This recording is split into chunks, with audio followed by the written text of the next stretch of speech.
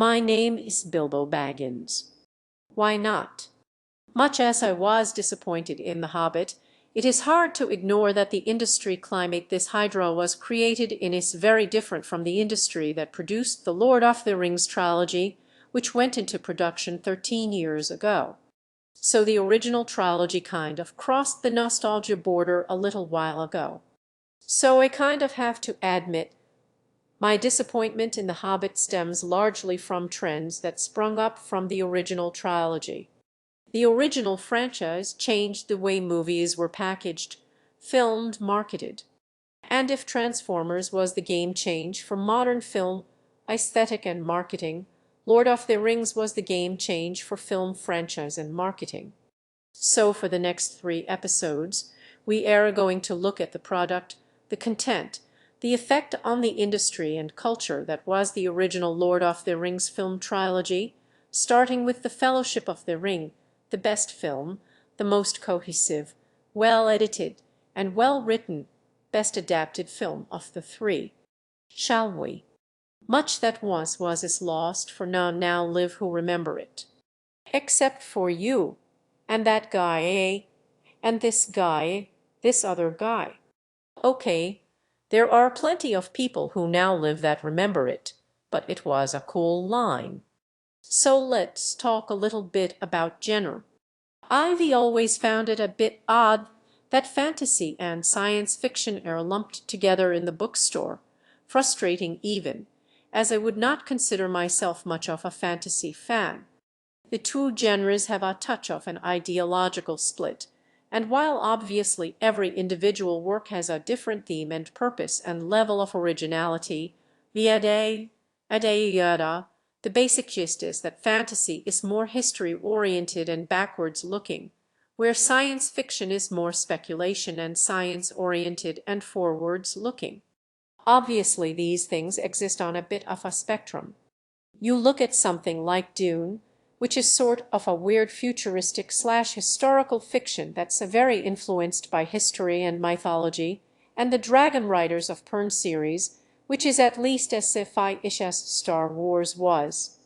But fantasy as a genre has always been kind of limited by its influence, and that influence in modern times has been one thing. Bam! The modern fantasy genre was heavily inspired by the works of Mr. Tolkien, and Mr. Tolkien was heavily inspired by European languages and history. Also, the Western world, we just like Europe. So as a result, fantasy is very rooted in European folklore and history. Movies like Princess Mononoke, for instance, which incorporate lots of Japanese mythology, yes, but they don't to define the genre to Western folks the same way something familiar feeling like Dragonheart or Willow might. Fantasy is the realm of magical expansions of things that are already familiar in the collective unconscious. Castles, kings, dragons, fairies, magic, old beard goeys, and pointy hats.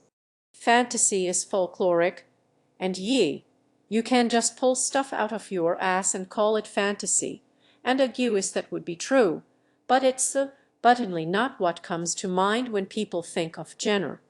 Marketing is a very important component, especially when it comes to film. As a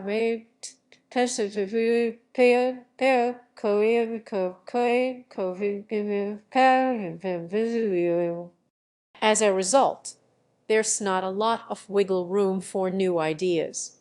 In film, fantasy has been the realm of the rehash of archetypes. Sci-fi, on the other hand, while sci-fi has had plenty of dumb and pulpy shit, it's also had plenty of opportunity to produce culture-changing, challenging cinematic masterworks like Alien, 2001, A Space Odyssey, Blade Runner. Also, sci-fi has Star Wars. But wait, you say? Star Wars is science fantasy. It's got the Force. It's not really science fiction. And I might agree, but think again of Joanna and Cletus. So what did fantasy have? What were the great fantasy films? Dragonheart, Labyrinth, Dragon Slayer. You. There was a bit of a fantasy craze in the 80s, fueled in part by the renaissance of the works of Tolkien and subsequent underground rise of Dungeons and Dragons, but it stayed pretty much underground. Fantasy up to this point had been relegated to something of a low-art ghetto. At best, fantasy films were cult classics. You had a couple of failed attempts at big blockbusters, no serious successes. At the end of the day, these suckers just didn't make much money, critics despised them, and not a lot of people saw them.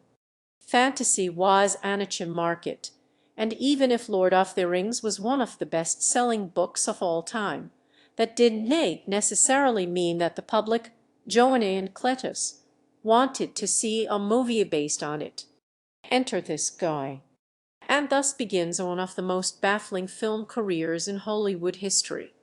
Peter Jackson took a sort of Sam Raimi trajectory, as he started in the realm of extremely low-budget horror films, but this man would go on to produce the most Oscar-winning film of all time.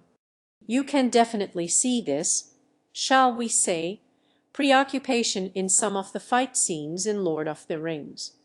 The Peter Jackson overall throughout the 80s and early 90s was gross out and goofy. Then one day, Peach is all like, "Oh, 180, I'm gonna do a series art film. Gina, I'm coming. I'm coming." Heavenly Creatures was not only a critical darling, it also netted Peach an Oscar nomination for Best Screenplay, started his career in earnest in Hollywood, and also this lady. I forget her name. It also got him the attention of Miramax, who were the American distributors of the film and at the time were helmed by Harvey Weinstein, who for Peach negotiated with the producer, who had held the film rights to Lord of the Rings since the 70s. So Peach and his partner Fran presented to Miramax a two-film version of Lord of the Rings, which was budgeted at $75 million. But after a bunch more revisions, some, number crunching, they realized that the movies were really probably realistically gonna easily cost twice that for both of them. So Miramax was like, make one movie. Eesh. So for contract reasons, Peach had about 4 weeks to shop this sucker around Hollywood to find a studio that would actually let them make the two-movie pitch that they made. To suck wood, tell you, you will, you will, I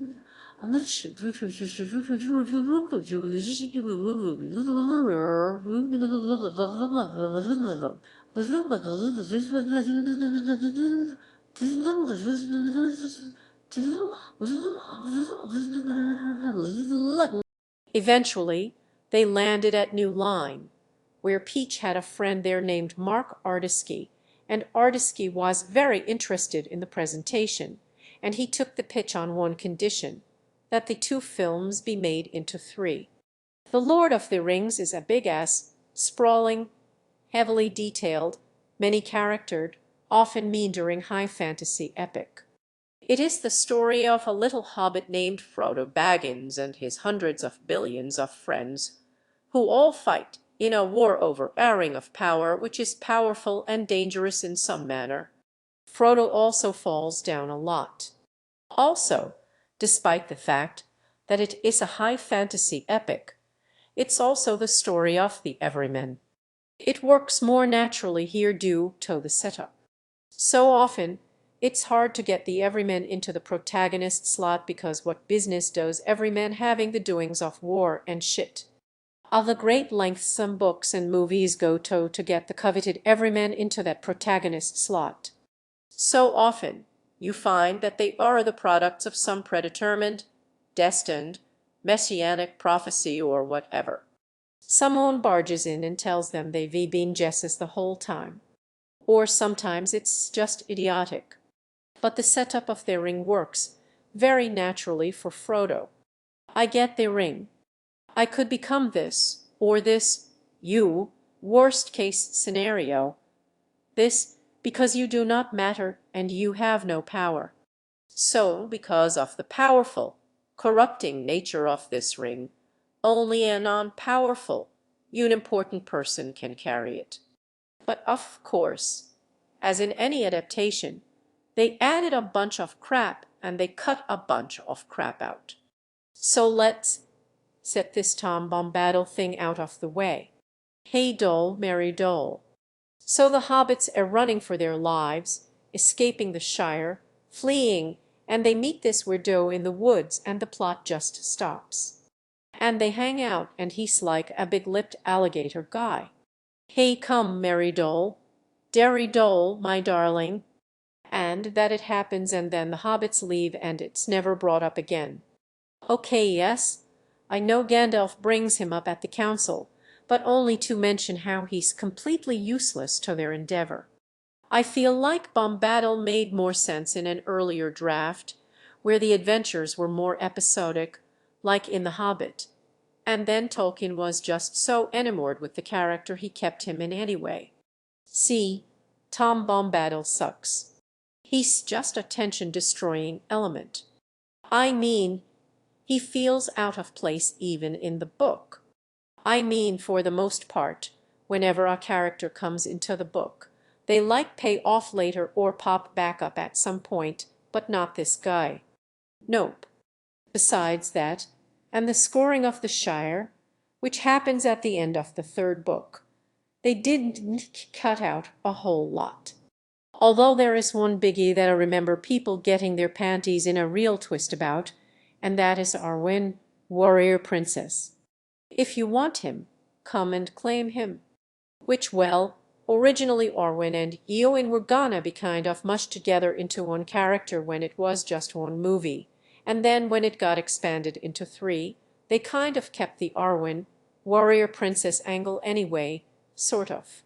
You see it most pronounced when we first see Arwen, and she replaces Glorfindel, which yeah, why not? You know, only action things she does in all three movies, but then she pretty quickly recedes into her original role in the Book of Passive Elf Lady, where all I do is sit and look pretty and wait for my man and carry with me the wisdom of the ages. You can see some scissor marks when it comes to Arwen's development. They did film a bunch of the Arwen, warrior princess stuff, and after her big action scene, she immediately retreats back into delicate ladyship and stays there for the rest of the three movies with the elves, who are a touch resist. It is in men that we misplace our hope. Men. Men are weak. I hate those guys. I do this won't chump after my daughter. I can't get rid of this guy. Looks like it's time for a forced page conflict. Not enough there in the source material. Jam that conflict right in. May or may not feel incredibly forced and contrived, but hey, it's a conflict. Aragorn. In the book, he's not very interesting. I mean, In the book he's ready to step it up and be the hero king when the time comes. He carries around the broken sword with him because symbolism. He doesn't have very much in the way of internal conflict. I mean, he does sometimes second US himself during the quest, but he doesn't have that huge internal dilemma about whether he's even worthy to begin with. So let's add one. The same blood flows in me veins. The same weakness. Yeah, I guess if we got Elrond raising you your whole life, bearing down on you about how weak he thinks you are, then yeah, maybe you develop a bit of a complex. She stays because she still has hope. She stays for you. She belongs with her people. Do you understand? You are not as good as him. And also they added a bunch of crap with Aragorn and Arwen, but we'll get into that one next time. So not only does Elrond not believe in Aragorn and men in general, Aragorn doesn't believe in himself. You will face the same evil, and you will defeat it. His men are prone to weakness and greed, and so Aragorn's subplot is basically a 3-movie-long journey where he finds his confidence and overcomes his great times like 20 great-grandfathers man weakness conflict. On the production end of things, Viggo Mortensen was cast as Aragorn until a couple of days after shooting started. Aragorn was originally going to be played by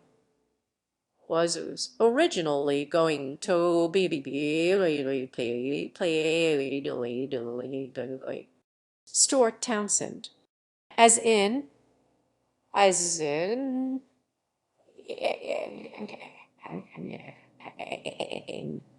you've dodged that bullet. But for the most part, all 3 films are pretty impeccably cast.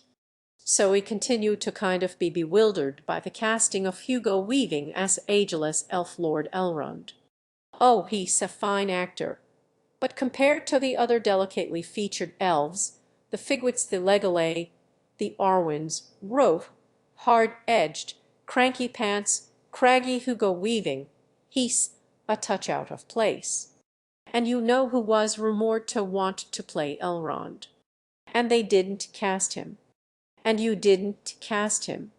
On the other end of the spectrum, you've got Cate Blanchett as Galadriel, and here they didn't so much add a conflict as put the one that was already there on steroids. In place of a Dark Lord, you would have a queen. They also made her a little creepy, where in the book everyone adores her. Here we get some setup. One was the guy. I am sorry, I didn't mean to freak you out. Go to the foundations of the earth. Frodo's reaction here is priceless. Okay, geez. Oh, well, never mind. Honestly, most of the goofy shit that feels kind of out of place in Fellowship was from the book, and then roided up for the movie. I'm not hurt. You should be dead. Wait ye. Magic chainmail or no, buddy, how did you survive that?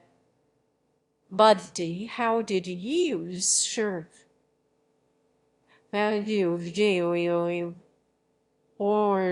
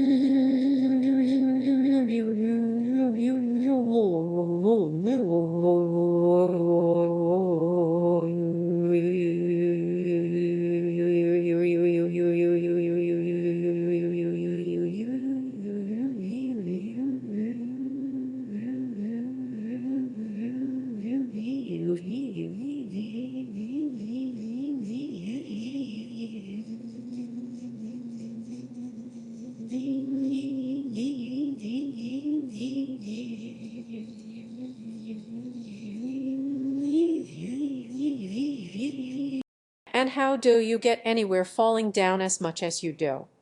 Don't you just make Boromir fall down too? Speaking of Boromir, I don't get the impression that Tolkien much liked Boromir as a character. In the book, like Aragorn, he's not terribly interesting, but he's also kind of a wone, note Dutch nozzle. Yeah, he gets redeemed before Hades, sure, but his purpose was more or less a cautionary app. See what happens when you get all power hungry. You get orked. Shorthand of film language notwithstanding, movie Boromir is more dynamic, and with very little change from the book, really.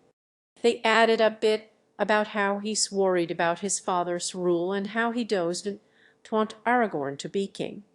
Gondor has no king. Gondor needs no king.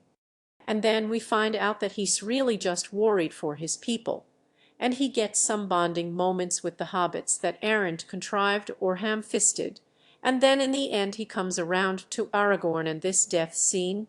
Man, all the people. All the people. Honestly, this to me is why Fellowship feels like the best movie. The ending has the best build-up, the most sincere payoff, and it doesn't drag. Okay, okay, this drags a little. Okay, it drags a lot. But the bit with Boromir dozed. My king. But me big takeaway from Fellowship is that it's a study in successful adaptation. Fellows successful as they are. I think you say receive say I say pistas so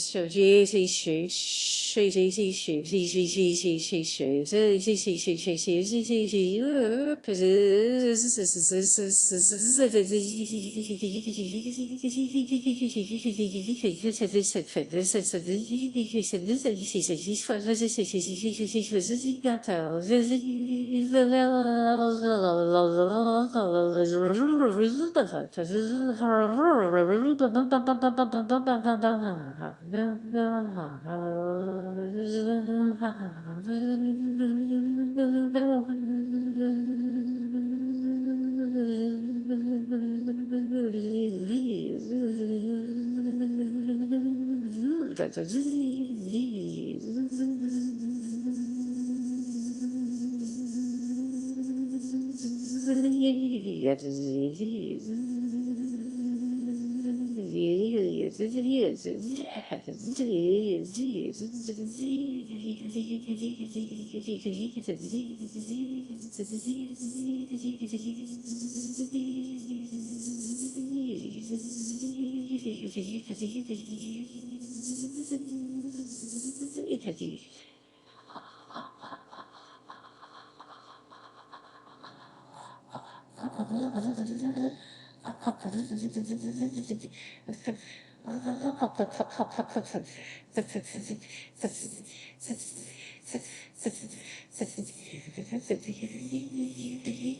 I know they moved a lot of lines and scenes around, they cut shit out here, added it there, but ultimately it was to the benefit for the piece as a whole. The filmmakers even found ways to sneak chapter titles into dialogue. Shortcut to what? The mushrooms. Shadow and flame. Riddles in the dark. This film, more than the other two, does stay surprisingly close to the source material. Hell, a lot of the stuff that feels like goofy shit they added just for the sake of action were actually in the book.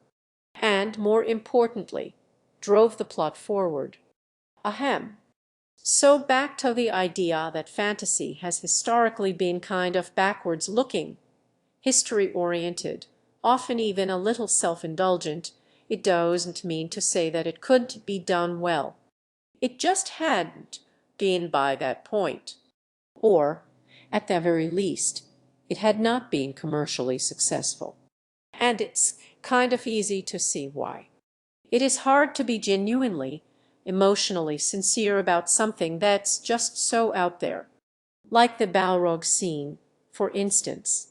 Even the dialogue is pretty much directly from the book. And this could be so easily so goofy with dialogue like this. I am a servant of the secret fire, wielder of the flame of Arnor. The dark fire will never bail you, flame of Uldun. But this is Sir Yian we re-talking about. Sir Yian's like, go hard or go home. If we were to draw a graph of my process, of my method, something like this: Sir Yian, Sir Yian, Sir Yian, action. Wizard you shall not pass. Cut. Sir Yian, Sir Yian, Sir Yian. So the fact that these films exist at all were a colliding of stars that weren't terribly likely. That they did be made with these people who, for the most part, had good instincts adapting this material for a modern audience. That the studio allowed them the freedom to make the film that they more or less wanted, and that they were allowed to make 3 movies at all. When you look at the way things are today, it's kind of ironic to think that they had to fight to get 3. But also the fact that these movies came out in the climate that they did. Bellow Ship of Therin came out not 4 months after 9-11.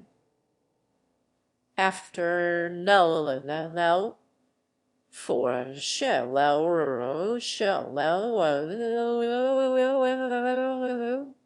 we had just invaded Afghanistan. Iraq was right around the corner. The world was changing, and suddenly the high, epic, simplistic world of Tolkien's emotional sincerity didn't seem so unpalatable anymore. We wanted that escapism to go to the world of good versus evil, where friends are truly good friends who truly love each other, and the bad guys are genetically engineered for evil and ugly, so we don't feel bad when they die, and you don't have to be ashamed of your hairy feet. It is escapism, but it's high escapism. And while it is difficult, incredibly difficult, to do that well or credibly, as we found out, there was a place for that. With Frodo on the ground,